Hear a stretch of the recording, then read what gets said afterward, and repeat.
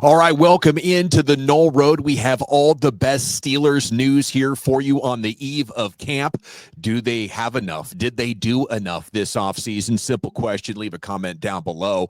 Are the Steelers too old? That's an interesting question. And what do you think of the retro Steelers uniforms that we are in for? Let's do this and more. Welcome to the Noll Road.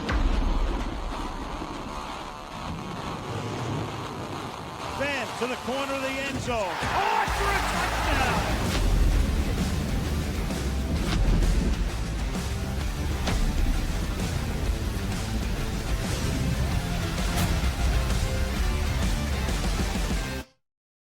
All righty, I'm Gavin Dawson, 25-year sports radio veteran, and joining me, as always, is my man, Newberry Lesniewski, the former all-academic SEC lineman at Kentucky. Dude, how the heck are you?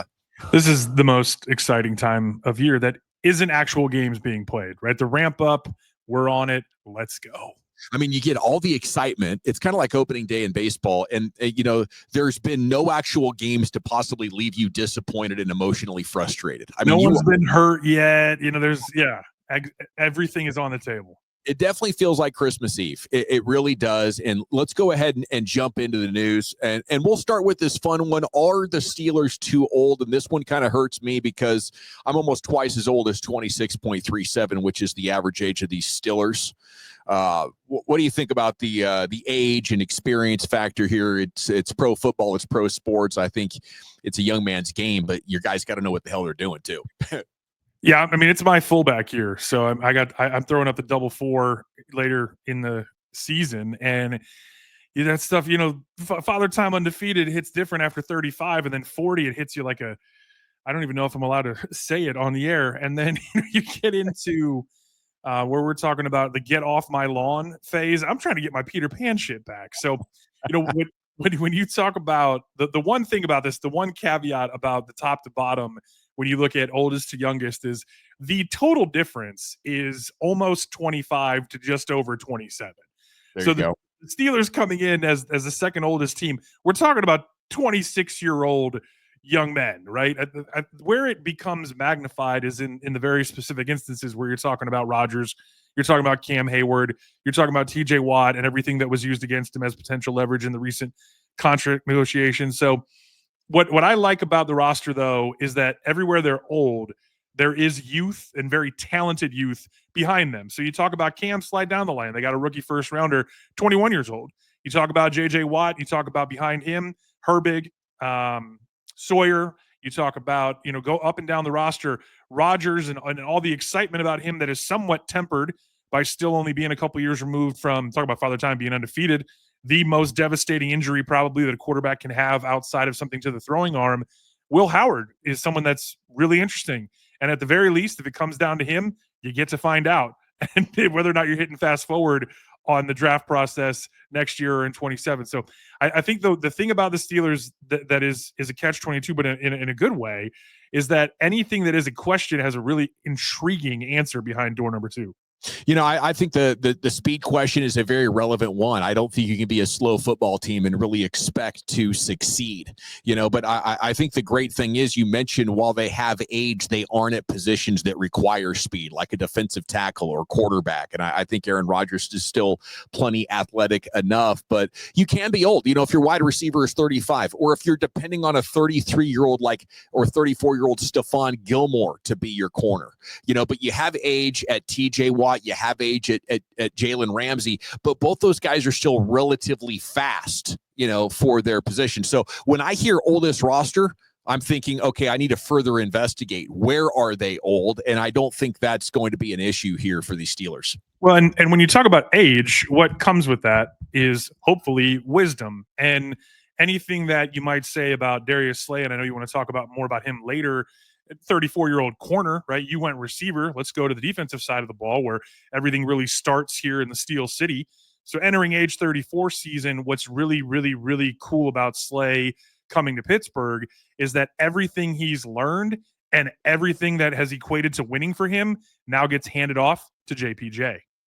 Yeah, and that's special, and that's the kind of depth that you need, I think, to be highly successful in the postseason. But what you're talking about there is like the older players who are still athletic enough. To me, that's a cheat code, and that's why veteran quarterbacks are winning more after 30 than they ever have in the history of the league, because the league keeps getting younger.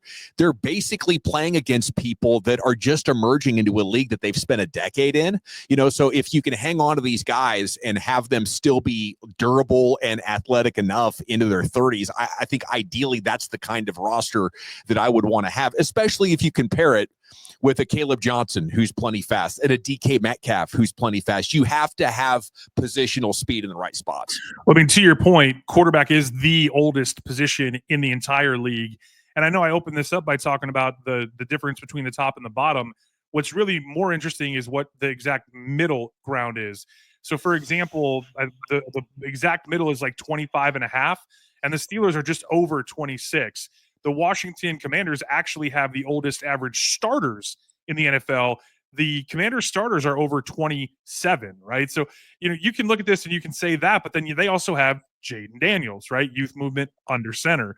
So when you look around, the data working for or against you, right? I've been saying that a ton lately because it's that time of year where people are making their points and talking about everything from who's going to make the team to who ultimately is going to help make a team make a run. And really, I think this is more of a nothing to see here. Let's keep it moving. Yeah, right on. Up next here on the Noll Road, speaking of just that, with camp starting tomorrow, Loyal Ricks Jr. over there at the Steel Curtain saying that the GM Omar Khan is giving Mike Tomlin everything he needs to kill the toxic narrative. And I don't know if we're talking about killing the toxic narrative or the standard being the standard or whatever it is, winning a Super Bowl, being better than the Bills. I don't know how you quantify this, being better than the Ravens, but did they do enough? I think is a big question here. And, I would say they're heading in a great direction. I wish Aaron Rodgers was 5 years younger, and I would be certain they're going to be in a Super Bowl at some point over the next half decade. I mean, the next 2 to 3 years look good, especially if you keep A-Rod in the mix or, as you mentioned, Will Howard, can you get quarterback play? But, I mean, winning in the playoffs requires you to run. I think they're going to do that better than they have. And you also need chunk plays. So I'm looking at wide receivers 2, 3, and 4. Can somebody emerge? Because you're going to be down at the start of the fourth quarter, double-digit points at multiple points of the season. If you can find a way to win a couple of those, your chances of being the number 1 seed are great. And then your chances of being resilient enough to win playoff games when you lay an egg in the first half. Can you come back? That's what I would worry about right now. Does this team have enough weapons to come back? And is the offensive line experienced and developed enough to give you that consistent run game, even against the best fronts in the league? Well, Tomlin would say a few things about what you're talking about. Is first and foremost, he would probably say, we can't ride that emotional roller coaster. And then he would say something like, we don't blink and we don't live in our fears. I mean, you've got the standard as the standard down. Some of the Tomlinisms are truly timeless. And what you're talking about from the roster, deep and wide, is that he's not ever going to live in his fears. I mean, that's one of his other pet phrases. And he's not afraid of giving Roman Wilson a shot. They know that if Roman Wilson, Calvin Austin et al. Don't step up, there's still 2, 3, 4 guys out there that they can go pick up. And yeah.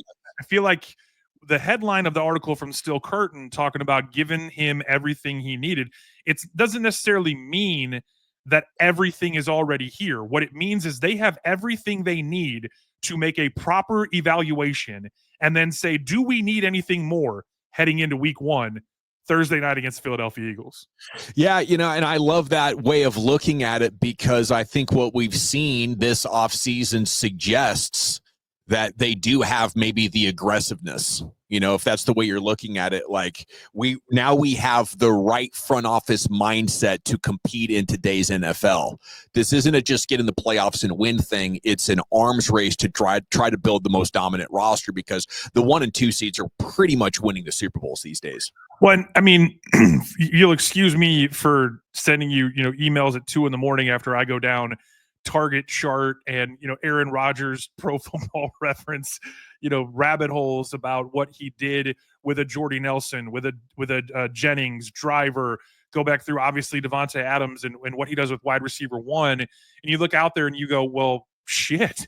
If DK is getting 130, 150 targets, and they brought in Jonnu with this 12 and 13 personnel monster, and you start talking about 150 or even 200 targets between just the career averages. Forget Jonnu Smith's outlier last year in Miami that's at least a little bit propped up by all the Tampa 2 that Mike McDaniel and company got, Tyreek battling the wrist, and Waddle really being in and out all year long. He gets 88 catches. That his career average is way below that, whereas Freiermuth is consistently there as well. And then you also have Darnell Washington, who more than doubled from year 1 to year 2. It's not inconceivable to see a 200-target season from the tight end room. We all know Artie's also going to throw it to the backs, right? Whether that's a Bijan Algier or even before Bijan got to Atlanta.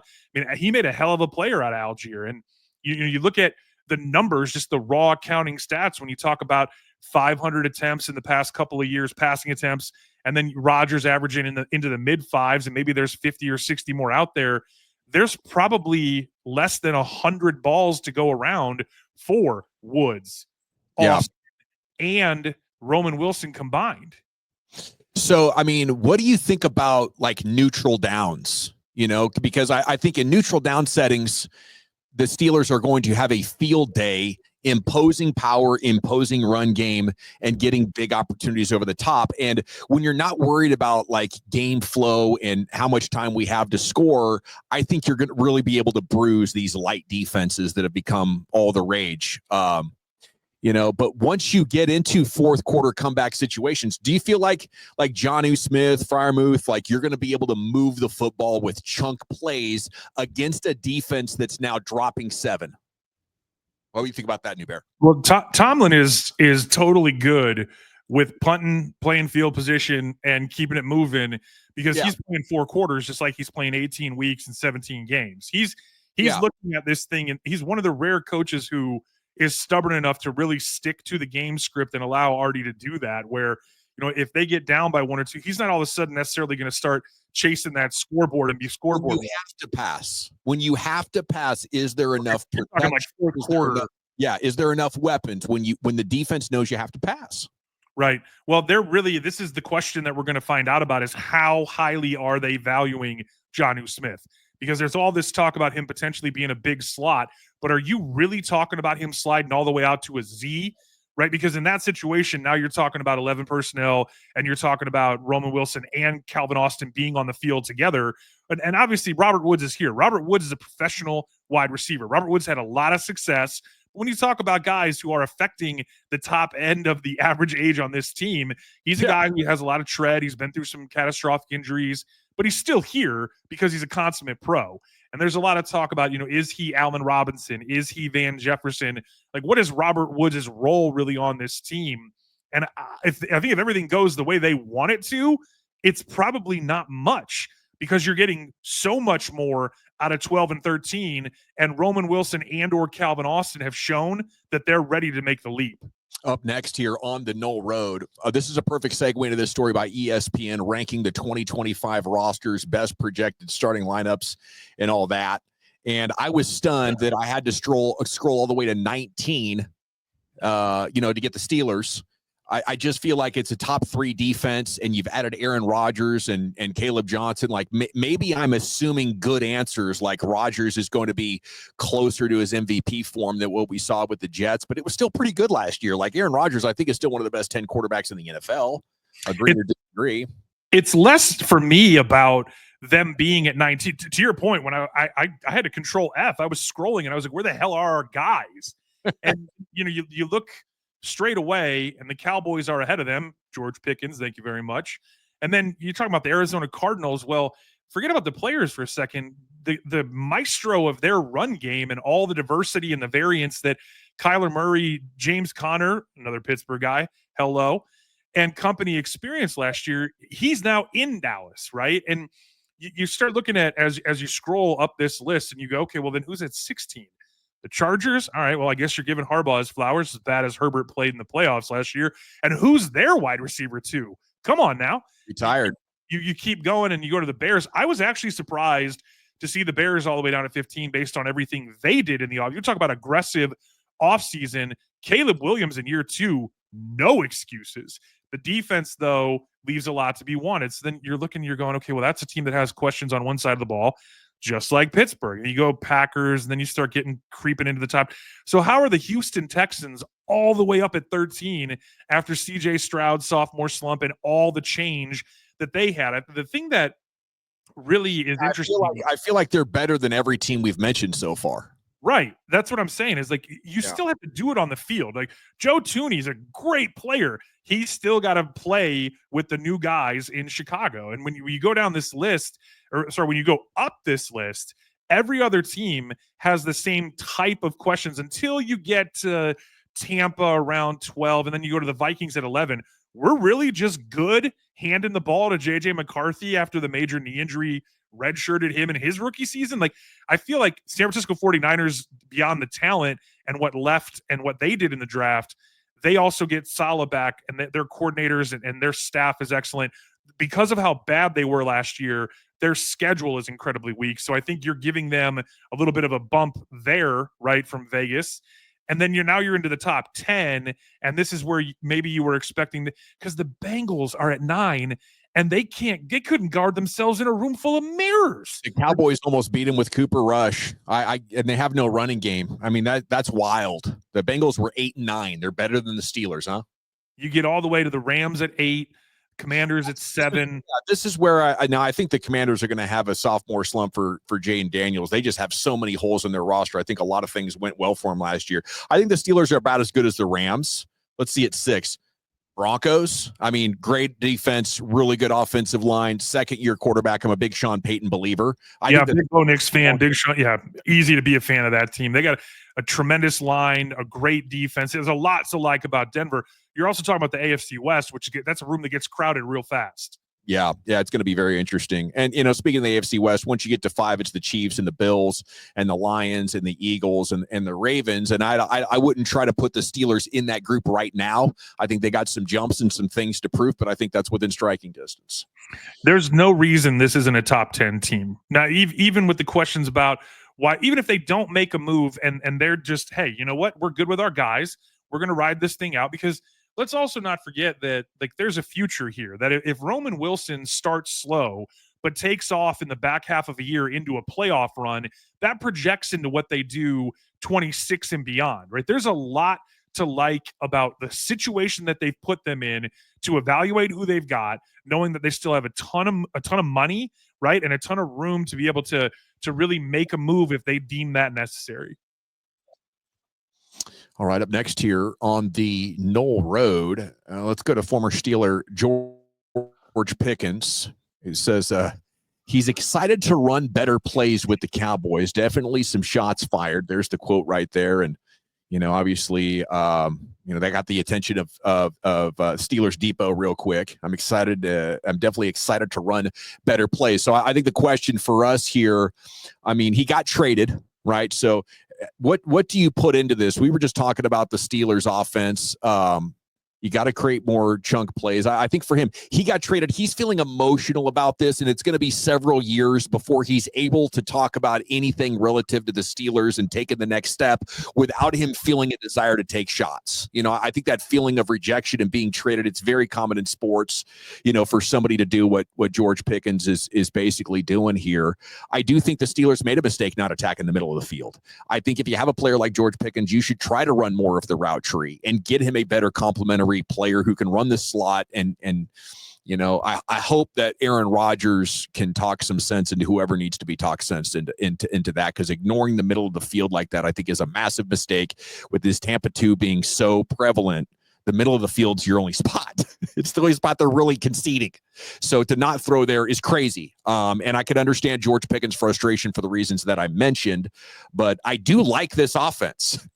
I love going 12 and 13 personnel and smashing people and then passing big over the top. I think that's genius. But I think there's some truth into what George Pickens is talking about here. Steelers' perspective, though, is this is addition by subtraction. The player was not worth the problems that he created. And the number one thing, whether you're talking about in-season hard knocks or just the standard is the standard, and everything in between what you hear at a press conference, what you see on TV, and what we don't see behind closed doors is that no matter how many times you could look at it and say, maybe this warranted a suspension or otherwise some sort of stiffer penalty than the money that was taken out of dude's pocket. He was a guy who they said we were going to move you for exactly what we would get if we let the door hit you on the way out after the season. And that to me brings it back to addition by subtraction, because when you look at what they did or did not do with him, a big part of that has to be the fact that he gave up on routes and it cost them in games. And ultimately, Tomlin's biggest thing is trust, right? And saying that, hey, if your number's called and we're going to be a half field team for the most part, and our quarterbacks are being told touchdown, first down, get down, hit your grandma in the stands, stop taking so many damn sacks, Justin and Russ. As you go through this, and you watch the film, if Pickens was a second read, he's jogging off the line. And if Pickens is on the backside where maybe he could come open, if the picture changes after the snap and the defense rolls or otherwise rotates coverage and he does come open, he's not ready for that ball. I love the talent, and I've spoken a lot about what I think he can and will do in Dallas because of what CeeDee Lamb has done wrapping his arm around him as a big brother. He didn't have that here in Pittsburgh. And when you look at he needed this trade. He needed this trade so it could really be solidified. I messed up so much, my team wanted to get rid of me. I think that's his chance. That's his fork in the road to learn, be a wiser guy. And the great thing for Pickens is that he couldn't have gone to a better situation where it's truly a prove it or lose it deal for him. Yeah, it really is. And I think he's about as talented as anybody. By the way, he did have a fumble today, not paying attention to the weak side defensive back who came over late and knocked it out of his hands. He got peanut punched. But I love the Steelers.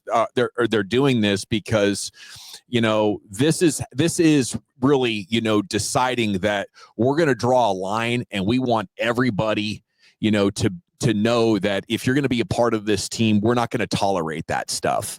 And I think it's going to be better for them to not have George Pickens. And I think it should be better for George Pickens. It's like the Mavericks trading Luka because he wouldn't stop drinking beer and eating pizza. He's lost 40 pounds this offseason with the Lakers already because, their coach called him out too. JJ Redick called him out and said, we got to get in better shape. And he's like, well, I guess this is two teams. I can't blame my one team anymore. And yeah, I really hope that this DK Metcalf thing works out just fine, and the Steelers end up with a better option because I don't know how you could go to the rest of your guys and hope to hold them accountable if George can't even run a route if he's the secondary option. That's just a crazy way to try to build something special. Yeah, and look, I mean, he's a guy who, for all intents and purposes, could go out and put up Randy Moss type numbers in Dallas if Dak's healthy and CD plays 17 games and Jake Ferguson is stretching the seam. To bring that point up to say this, when you talk about 12 and 13, hey, fantasy football guys, don't just think because Jonu's here that Pat Freiermuth isn't worth anything. The one thing when they did throw over the middle, the deep shots, the really back-breaking and chunk plays come from Freiermuth. And when now you're talking about Aaron Rodgers and putting the trust in him, right? We're talking about Pickens the same way we talk about the quarterbacks who are throwing him the ball.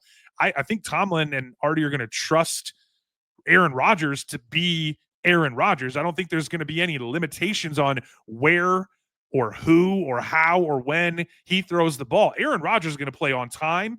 Aaron Rodgers is going to play on target. And if you're open, you're going to get the ball. And so every single guy is going to be firing off the line saying, I better run this route because if 8 calls my number and I'm not ready, he's not coming back to me again.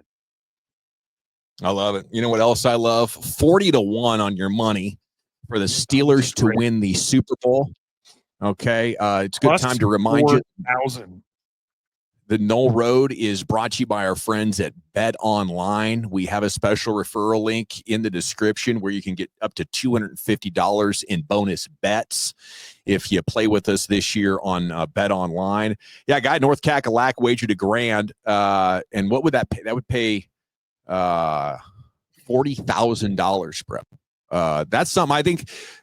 I don't want to bet the favorites because the favorites are vulnerable. I mean, there's some people picking the Eagles to miss the playoffs altogether. I don't know. Are the Chiefs going to win the AFC West? I'm not sure. I want nothing to do with the Lions and their terrible injury history. Like, I'm looking at the favorites. The Bills keep choking. Like, who else are you going to go with? The Ravens? No, thank you. I'm not betting on Lamar Jackson at like 7-1. Give me 40-1, give 50-1. I want to make such massive multiples on my money that the one time I hit's going to free roll my bankroll here for the next couple of seasons. My favorite recent and maybe even modern day bet is Joe Burrow's dad. He bet $2,000 on his little boy when he transferred from Ohio State to LSU to win the Heisman, paid out 400 big ones. This is up there, though, because when you think about everything you just said, everything we just did going back up the list, and ESPN putting 18 teams in front of Pittsburgh, and then you start picking them apart, you got teams with both coordinators leaving, you got teams with one coordinator leaving, you got teams with guys retiring, and you hope you drafted their replacement, and maybe you got a rookie, Detroit, Frank Ragnow, who's coming in, Tate Ratledge, right? Like when you start breaking some of this stuff down, any question, whether it's age-related, whether it's free agents gelling, whether it's new coordinators, new schemes, new systems, every team has some of that. And when you look at what the Steelers have on paper, the thing that I keep coming back to and the reason that you would put money on this line is that they are going to know exactly what they're going to do week in and week out. If a team finally rears up and says, we're going to, and we at least mitigate King Henry, like you said, are you really trusting Lamar Jackson with those wide receivers? Do you really think that Mark Andrews is back? He hasn't been the same since the hip drop really changed the trajectory of that tight end room in Baltimore. Trey Hendrickson and Shamar Stewart, who's rushing the passer? Who's playing any defense for the Cincinnati Bengals? You've got number one picks of them talking about maybe going back to college is the rumor, while their number one player is driving down to Florida, throwing up it on the Instagram. I mean, every other team has questions, comments, concerns. The one thing about the Pittsburgh Steelers is they know who they are, they know what they want to do, and there's an expectation here of how it's going to get done. I love it. And I do love Betonline. Let me share that with you here real quick, up to 250 in free bets. The reason I love it so much is I like to play multiple different kinds of stuff. I'll do some poker. I will do sports, casino. They got horses, everything that you could want in an online sports book is waiting for you there at Betonline. Plus it's so easy to get money on, like just with my debit card, or I could even do crypto because I do a lot of crypto stuff, or, you just hit the withdrawal button and boom, the next day it's sitting there in your account. I've had some experience with these sports books where they make you wait 2 weeks and they still leave the money in your account because they know you're a degenerate and you'll get back there and gamble it before they sign the check over to you. So are you playing like this dude to hit a home run, 10 strikeouts for this pitcher, and then coming over and saying, give me 100 on Jamar Chase? Like, are you crossing over like that week in and week out? Yeah, I mean, basically my strategy is, because I'm so good at tournament poker, is to play poker tournaments until I win enough money to gamble with, and then I quickly lose that on player props and against the spread. So are you do you bet from your gut, from what you think is going to happen, or from what you want to see happen? How do you draw the line? I bet with analytics, so I will get like services or people that pick that, like, simulate the game 50,000 times to give you the most likely result, right? So I'm kind of looking from it from that perspective of what do like EPA per play do as far as predicting the winner, because Vegas is setting odds based on public perception of how good a team is. I think the computers really try to drill down, and like the idea there is, if I place 100 bets with the computer simulating things, maybe I win 58% of those, right? And as long as you have good bankroll management, then you could maybe eke out a profit there. So I try to do that, but ultimately I'll get my feelings worked up about a game that I feel like is a lock, and I'll hit the double or nothing juice, and then I'll be wiped out. So 100 out of 100 times, I think any parlay that we do for the Noll Road this year starts with smashing the over on 8.5 for the 2025 Steelers. There you go, right? Let's take our bankroll for the season, cut it in half, and put half of it on the over 8.5. So at the end of the year, we will be sure that we are made whole again, because ain't no way they're winning less than 8.5 games this year. Okay, we got the Noll Road here for you rocking. We've done a number of shows this week. We're going to try to do a show every day during training camp. How about we go here, buddy? Darius Slay sharing his thoughts on the Minkah Fitzpatrick trade. He was just on the Richard Sherman podcast. I know it's been a month or so, but he said, when I saw the trade go through, I'm thinking it was just some draft picks. I thought it would be me and Ramsey and Minkah and all of us back there. And I'm like, this is going to be crazy. Then I saw the final results and said, this is a little different, but I'm looking forward to it. So it went from like a dream scenario to still pretty dang good. Are you still convinced the secondary got better as a result of this trade, New Bear? I'm wearing a Minkah jersey, not because I'm trying to throw any shade, but because I love the color rush jerseys. And I know we're going to talk about the new throwbacks, 1933s, here later in the show. And I just wanted to throw up some love for the all black color rush and one of probably my favorite color rush in the whole league. I loved Minkah Fitzpatrick. I hope he does great things for the Miami Dolphins. Going back to where he came from. I mean, Alabama guy, captain, leader, and more than anything, a guy who did everything that was asked. I mean, there were times where he was functioning as an in-the-box linebacker, and there were times where he was functioning as Ken Griffey Jr. playing center field. I mean, true to form about what it takes to play in this city is that you have to be prepared to do whatever is asked of you. And that's why you can then turn the page and get so damn excited about Jalen Ramsey, because he can do so many things and affect every level of this defense, whether it's in coverage, whether it's blitzing, and then being a dude who's not afraid to put his face in the fan and go peanut punch and chirp some shit up with anybody that you throw at him. I love everything you said there, New Bear. The thing I would add to it that I love is the fact that you got that Minkah Fitzpatrick jersey on, the fact that so many players and coaches and media members and fans and everybody loves Minkah Fitzpatrick. The fact this team was willing to trade him, damn it. It says we're ready.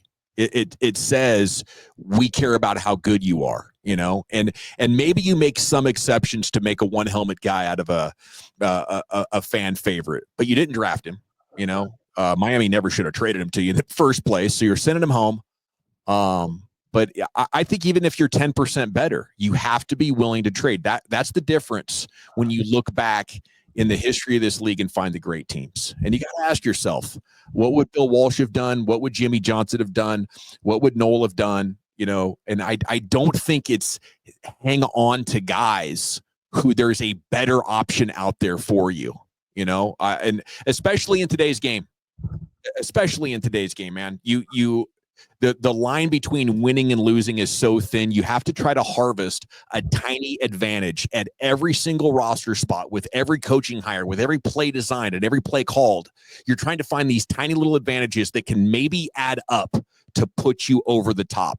And damn it, if the difference of Minkah to Jalen Ramsey and Jonnu Smith, because we also have to include Jonnu Smith in this trade, makes you feel 0.5% better, I feel like they did the right thing. The really neat bookend of the Minkah Fitzpatrick chapter in Pittsburgh is that they did something, meaning the Steelers, that was out of character, meaning give up a 1 to go get this guy. And he immediately came in and wrecked games. Pick sixes, all pro. He's the best safety in football. Yeah. At the end, signaling that a new era is upon us, they weren't afraid to do the exact same thing.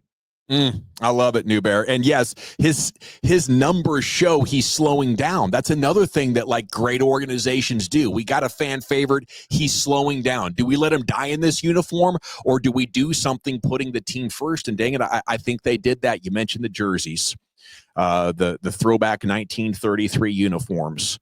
And they're gonna break these babies out October 26th.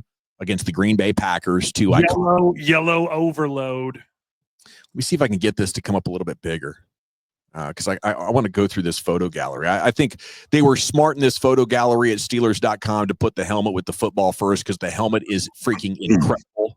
The helmet is fabulous. It's matte.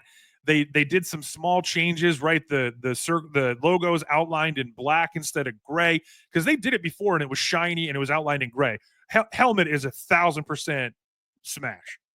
Yeah, and the players are talking about it. Pat and Alex in this story are talking about how great it is. If I could offer one way to make them even better, I like the shirt or the jersey, the top, the kit, whatever you want to call it. See, here's something that they do when they go back to the retros in the 30s and 40s. For some reason, they want to wear like khaki pants, and maybe that was in style. Maybe that was just smart because of laundry, and they knew their pants were going to get so muddy. They were like, let's just make them brown. I don't know if they were started white and ended up brown, but like a lot of teams have gone to that when they go that far back into the retros. So I would say you have great options. Just pick some white pants or some black pants, and I would love this retro. Yeah, the pants are fast. Remember when the Giants wore basically the nude pants with their thread? Looked like they were playing out there. And what's going on with that color? It's not great. It's not great. You know, one of the things that we're challenging ourselves to do here is to not just hate, but to offer suggestions or improvements, which you just did. I did that. Yeah. For me, the color rush thing that I want to see is the all white helmet, white jersey, white pants. Like back into the 70s, they would do that when they obviously were the black helmets still, but to go all white like the Bengals do with the white Bengal Tiger uniforms, which are some of the sickest, probably after the all black color rush that I'm wearing is probably my favorite one with what the Bengals do with the tiger stripes and all white. I would just love to see them. If you're going to harken back, let's harken back to an era when we won 4 Super Bowls in 6 years on the Noll Road and do something. There we go. Give me that with white helmet, or put the yellow helmets here. Those matte yellow helmets would be fire with these.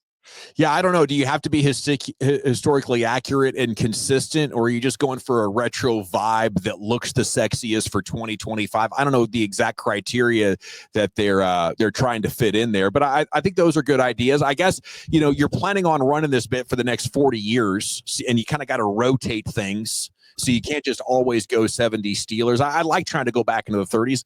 I would just ask to tweak the pants a little bit, and then, if you can't do that because you have to remain historically accurate, maybe just wait for the khaki pants to come back.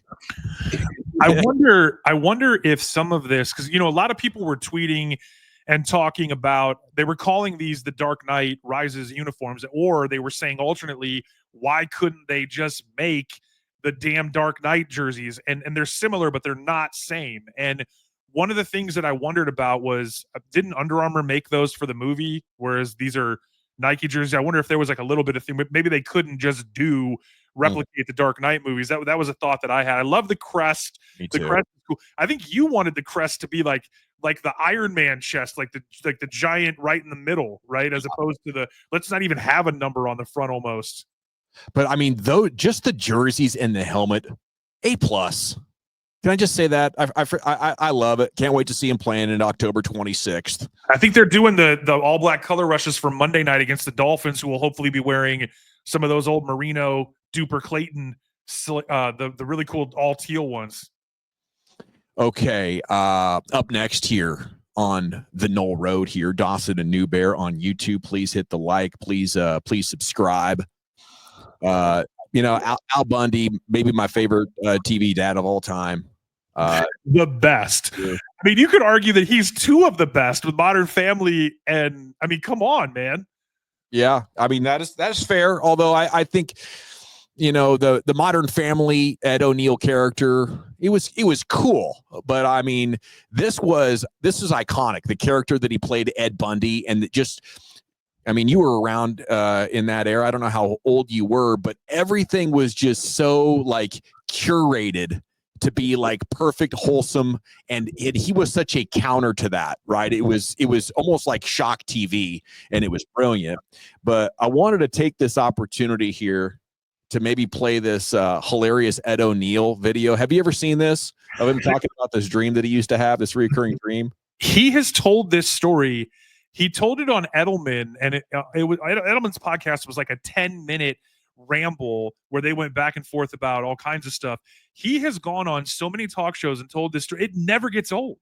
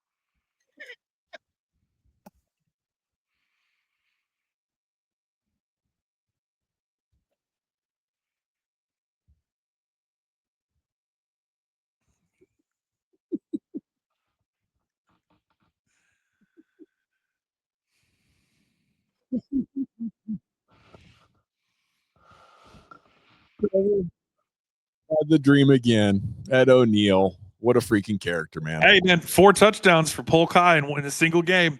You ever have one of those? You ever have a recurring dream? Yes. Yes, I do.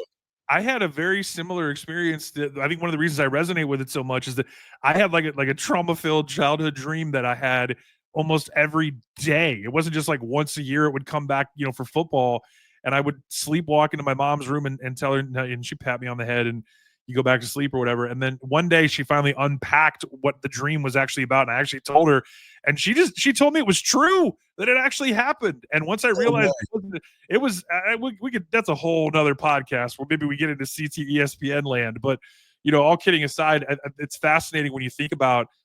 I think about him having this moment where, Chuck Noll, before the Turk. I mean, if you would want probably anybody but Chuck Noll to ask to see you in his office, and then he's having a beer, watching the game, and then wakes up one day and has that dream for 50 freaking years. Yeah, that's something, dude. I think that's pretty cool. And I love, I don't know if that's just showmanship and entertainment, but I love the idea of it ending when he knew that in his human body, he was totally washed up.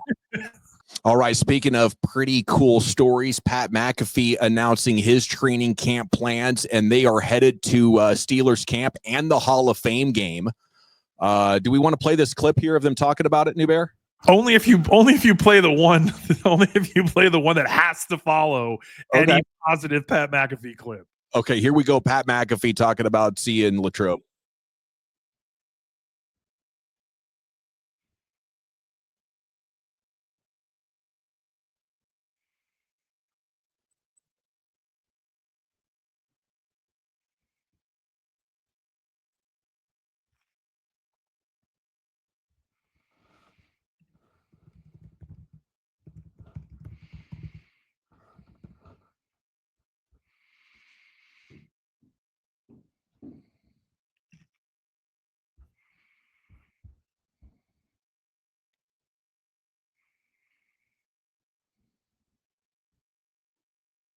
Okay, yada, yada, yada. Pat McAfee making the announcement. I like it. I think for fans of his that are Steelers fans, this is amazing. To have him there. Maybe you can go and watch and see Pat doing his thing. I think he is one of the top sports entertainers going right now.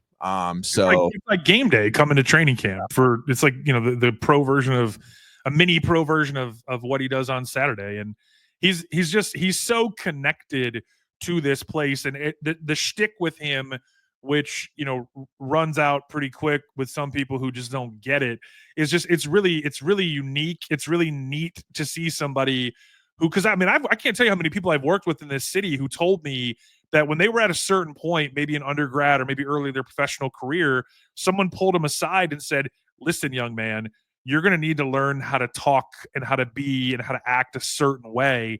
And Pat McAfee was like, "Fuck that." Whatever I want, and give me all the money on top of it. Man, I love somebody with a blue collar edge, going into the corporate world and doing things their way. I think that's maybe the most impressive thing about Pat McAfee, the way he's held ESPN accountable.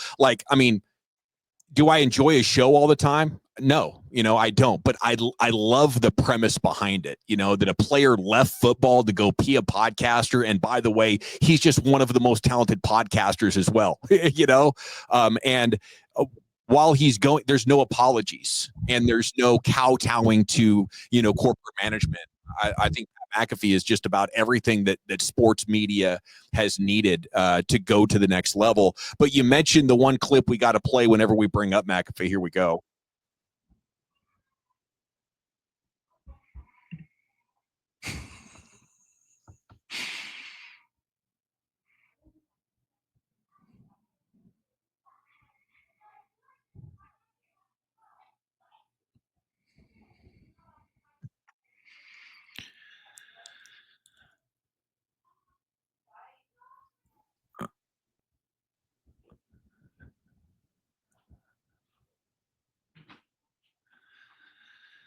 Yeah, the announcers. That's good sports passion right there. The best part about everything with Pat is that there's always something more on top of that. And in this case, I'm talking about the poker story, about how, you know, he doesn't have any money. You love poker, and you talked about earlier, right? How you win enough at poker so that you could go gamble it away, rooting for or against, you know, your favorite or most hated teams.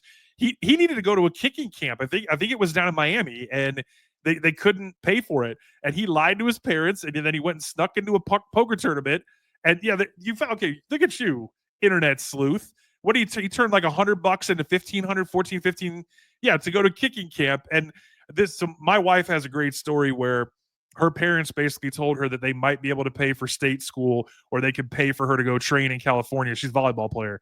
And she looked at her parents and said, if you pay for me to go train in California, I'll pay for college. So like, I love swag when you believe in yourself enough to go put it all on the line, literally, and get it done. Borrowed a hundo from a friend, lied to his parents, snuck into a poker club, doubled down. He turned a hundo into 1,400. The money he needed to buy a plane ticket to Miami to prove to college football coaches he was the best kicker they'd never heard of. This is unbelievable. Awesome. Yeah, his whole story is great. Just utterly, you know, defying not just corporate America, not just giving the double birds to maybe the entire HR department along the way, but just think about the piss and vinegar that this dude has had inside of him his entire life. I mean, he was a punter. Not Rich Eisen kickers are people too. Haha. He was a punter laying people out, throwing fourth down conversions, and then doing WWE style dances all up and down the sideline. I mean, the dude is him. Says his biggest hand was pocket jacks that night. Reminisced about it. Must have spiked a third one. Probably had an ace on the board. Somebody with a high ace was playing it, cleaned him out, and the rest. I'm never playing poker against you. I do love Pat McAfee, man. He was a great soccer player, you know, and I'm a soccer guy. I'm a soccer coach, was a soccer player myself, not on Pat McAfee's level, but that was actually supposed to be what he was great at. Kind of like, you know, current Cowboys kicker, Brandon Aubrey. And then, you know, he's on to college, and I guess he thought he was going to be a Cowboy before ultimately ending up with the Indianapolis Colts. All right. Anything else to get off your chest, buddy, before we sign off for the night? Oh, man, I could do this all night. I know that there's a ton of excitement heading into Latrobe. This team is really set up to have a special season, and to watch the beginning of it start to unfold. The best part about this time of year is we start to get answers. All the talk, all the noise, all the stuff doesn't matter when you strap in and start hitting. I love it. We'll be back tomorrow with a day one recap and conversations of the top storylines. Till then, we'll see you on the Noll Road.